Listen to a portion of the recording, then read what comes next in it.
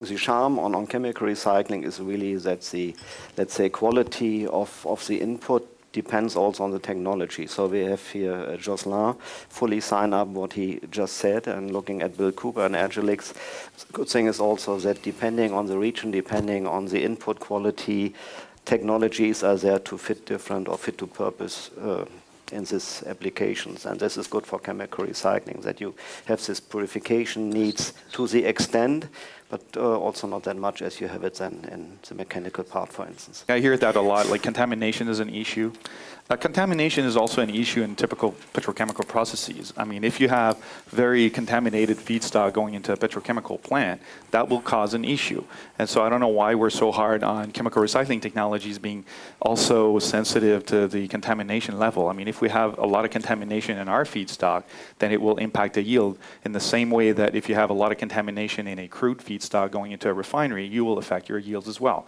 So I think we have to kind of step aside and just say, well, that's a given. If you have contamination level in your feedstock, you will always hurt your yields. However, what we're talking about here is that through these processes, we're able to really efficiently recover the monomers, which is not the case with most of the other resins in the market.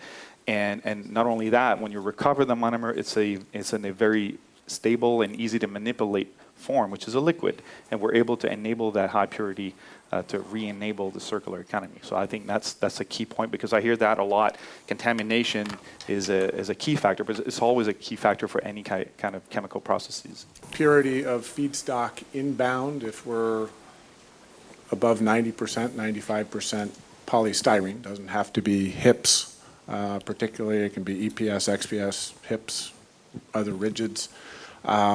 We're fine. The organic contamination doesn't matter. We keep an eye on chemical contamination, PVC tapes, primarily in packaging from Asia, not so much the US where we're based.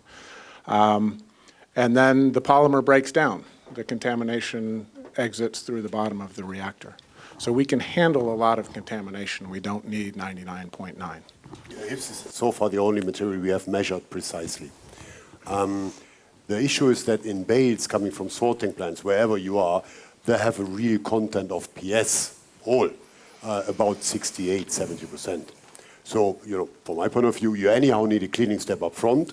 You can put 90% purity into your process. If you want to produce yogurt caps out of yogurt caps, okay, for mechanical recycling, we need much more than 90, of course.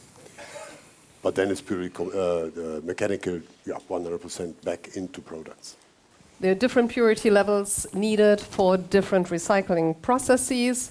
Depolymerization, chemical recycling does not need to go that high, but if need is, then for mechanical recycling we are able to achieve those purity levels.